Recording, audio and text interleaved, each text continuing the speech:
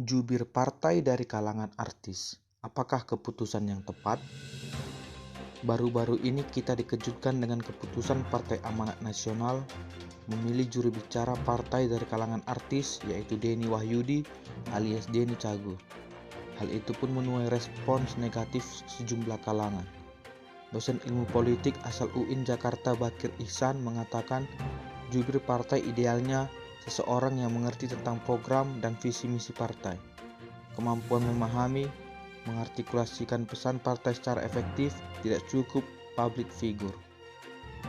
Apakah keputusan yang tepat? Itu menjadi pertanyaan buat kita. Apa yang dikatakan pengamat di atas sangat jelas, bahwasannya jadi juru bicara harus bisa menyampaikan program, visi dan misi partai secara efektif.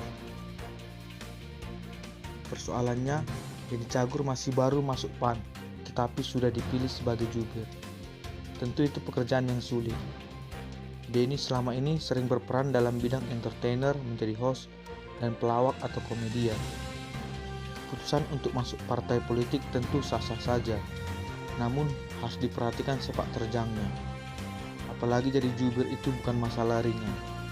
Setiap ada media ingin mewawancarai petinggi PAN, tentu Denny yang jadi juru bicara dalam menjawab pertanyaan dari masyarakat dan media tersebut.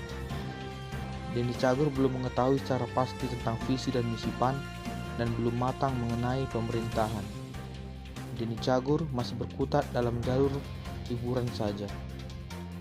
Bisa saja beliau jadi juru bicara PAN, namun harus belajar lebih keras lagi untuk itu dan butuh waktu juga. Untuk mengetahui struktur PAN, kader PAN, dan isu terkini mengenai pemerintahan dan sikap PAN atas itu, seorang Denny Cagur harus belajar banyak terlebih dahulu. Jadi tidak mudah jadi juru bicara.